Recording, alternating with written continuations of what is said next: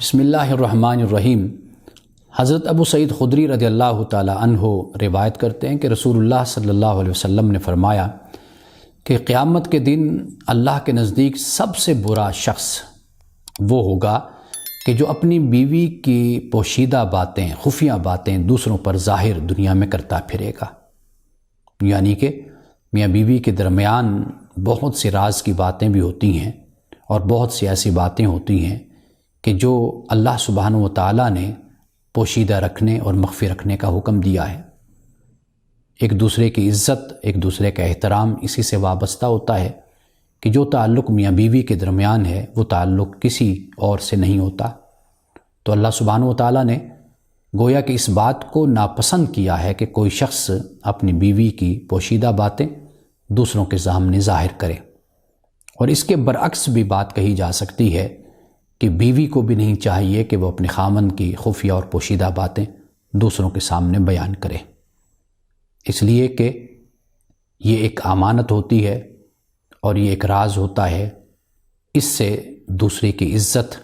اور دوسرے کا وقار وابستہ ہوتا ہے۔ اس دنیا میں سب سے زیادہ قربت کا تعلق وہ میاں بیوی کا تعلق ہے، اور میاں بیوی اگر ایک دوسرے کا خیال رکھتے ہیں اور ایک دوسرے کے راز اور ایک دوسرے کی باتوں کو پوشیدہ رکھتے ہیں تو یہ اللہ تعالیٰ کو پسند ہے۔ بعض لوگوں کی عادت ہوتی ہے ایک تو خفیہ اور پوشیدہ باتیں، اس کے علاوہ وہ اپنی عادت سے مجبور اپنے گھر کے معاملات اور جھگڑے اور اختلاف کو دوسروں کے سامنے بیٹھ کر ڈسکس کرتے ہیں، بیان کرتے ہیں۔ جیسے بیوی اپنے میکے جاتی ہے تو وہاں کرتی ہے، یا خاوند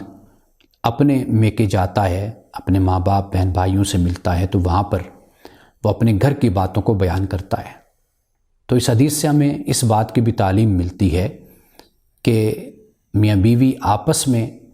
دوستی اور آپس میں جو قربت کا تعلق ہوتا ہے، اس بنیاد پر وہ زیادہ اس بات کے حقدار ہوتے ہیں کہ وہ ایک دوسرے کے ساتھ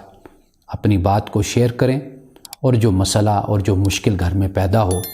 اس کو بجائے اس کے کہ دوسروں کو جا کر بتائیں اور آگاہ کریں، اس مشکل اور اس مسئلے کو اپنے گھر کے اندر بیٹھ کر حل کرنے کی کوشش کریں۔